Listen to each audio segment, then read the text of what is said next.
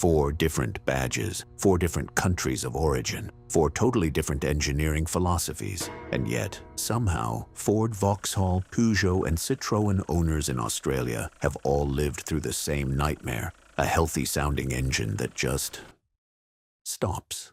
No warning light that means anything. No drama. Just a rattle, a knock, and then silence on the side of the Hume Highway.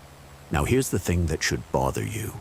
These aren't rivals who happen to share bad luck. They're companies that at different points in history shared engineers, shared factories, and, this is the part nobody tells you, shared actual engines. So when you ask, why do these cars keep breaking, you're really asking a much bigger question. Is this 4 separate disasters? Or is it one disaster wearing 4 different badges? Stick with me, because by the end of this, you're going to look at your own logbook servicing sticker completely differently. Let's start with the one most Australians actually own. The Ford Ranger, Australia's best-selling vehicle 2 years running in 2023 and 2024. Ford moved well over 125,000 of them in that window alone, plus more than 40,000 Everest SUVs riding on the same bones. This isn't some niche import. This is the ute doing the school run, towing the boat, and hauling gear out to the mines. And in May 2025, Ford Australia quietly recalled 13,490 of them. The engine in question is the 3.0-liter turbo diesel V6, codenamed Lion, fitted to Rangers and Everests built between 2022 and 2025. The fault sits in the left-hand camshaft sprocket, a small toothed wheel that keeps the camshaft timed perfectly with the crankshaft, opening and closing the valves at exactly the right split second. It sounds like a minor part. It isn't. Under the wrong conditions, that sprocket can fracture. And when a camshaft sprocket fractures, the engine doesn't gently lose power the way a fuel problem might. It stalls, dead. Whatever speed you're doing, whatever's around you. Owners on social media were reporting failures as early as 68 kilometers on the odometer. 68. That's not a worn-out engine. That's a car that hadn't even finished its first tank of diesel. Picture the kind of person who bought this ute. Maybe it's a tradie in Toowoomba who needs it every single day. No excuses. Maybe it's a family towing a caravan down the Newell Highway for the school holidays, fully loaded, kids in the back, 300 kilometers from the nearest town. That's exactly the situation. Ford's own recall notice flagged as the danger zone. A sudden loss of motive power while driving increases the risk of an accident. And in the worst case, that risk is measured in serious injury or death. That's not marketing language. That's the wording straight out of the government recall filing. And this is the part that stings. The Ranger's V6 wasn't rushed out from some overseas design studio with no local input. It was engineered right here in Australia at Ford's own proving ground near Geelong. Paul Merrich, the founder of Car Expert, put it bluntly to Yahoo News. He said he was surprised it took this long for Ford to catch a fault like this during development. Ford's own explanation was that a third-party supplier delivered a defective camshaft sprocket. In other words, the car was designed here, tested here, driven over corrugated outback roads and through Australian heat for years of development. And it still went wrong because of a small forged piece of metal sourced from somewhere else entirely. Sound familiar? Keep that thought in your back pocket, because it's going to matter a lot more in a few minutes. Quick pause before we go further. If this is already surprising you, do me a favor and smash that like button right now. It genuinely helps this video reach more Aussie car owners who need to hear it. Now let's rewind. Way further back than most people realize, Vauxhall actually has a long Australian history, and it doesn't start with a recall notice. It starts with General Motors-Holden importing and eventually locally assembling Vauxhalls as far back as the 1950s. The Wyvern, the Velox, the Viva, these cars sold here as a proper British-flavored alternative to the Holden, priced right up against the 48-215, with the same press-button door handles and rounded American-influenced styling that made them feel modern for their time. For a while, it worked.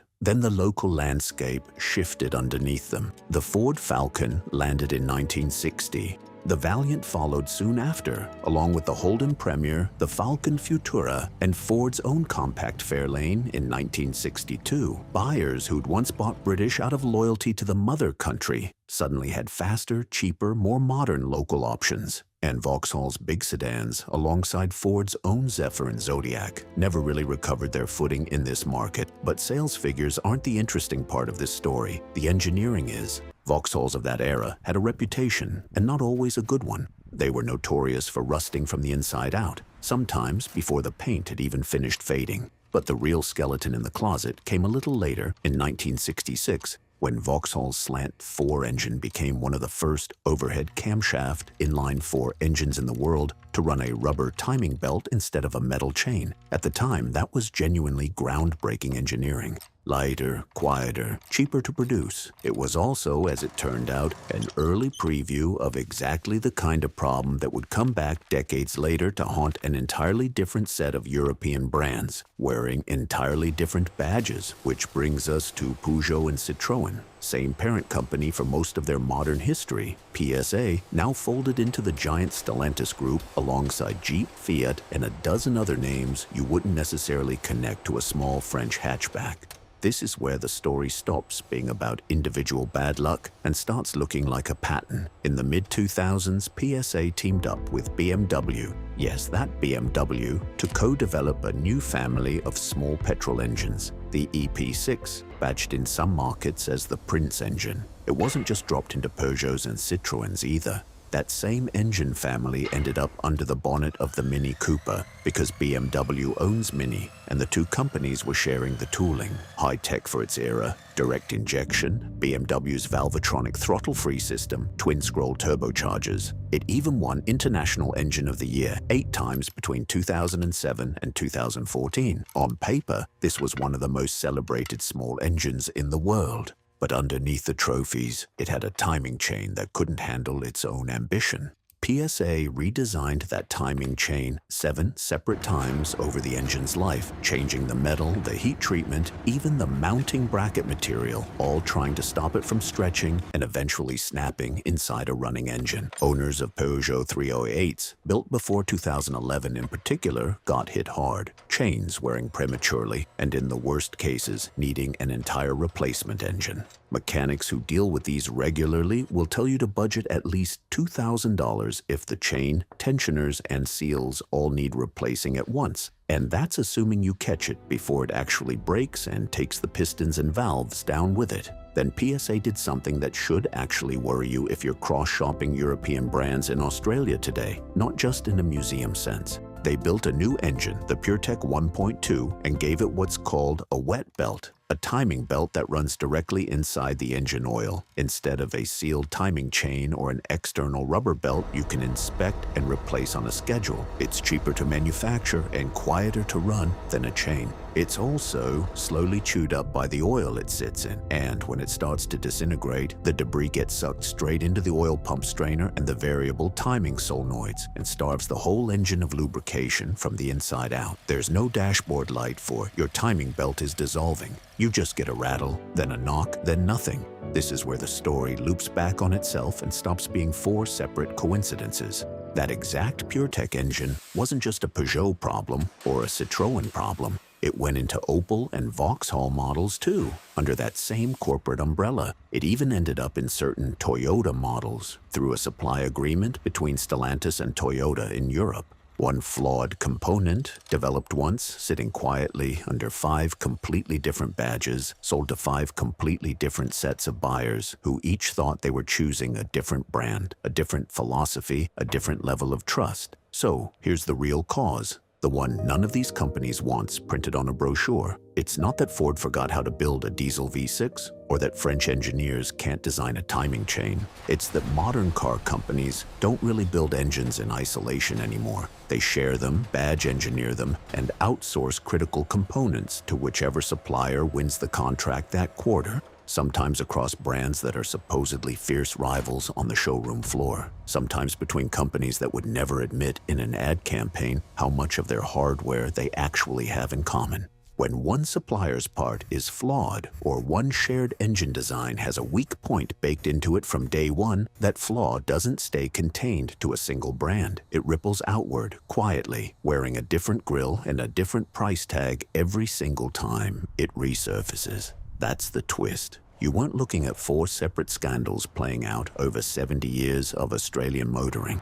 You were looking at one story about how the modern car industry actually works, told 4 times in 4 accents on 4 different sides of the world. So what do you actually do with this next time you're standing on a dealership lot or scrolling through a used listing at 11 at night with a coffee going cold next to the laptop?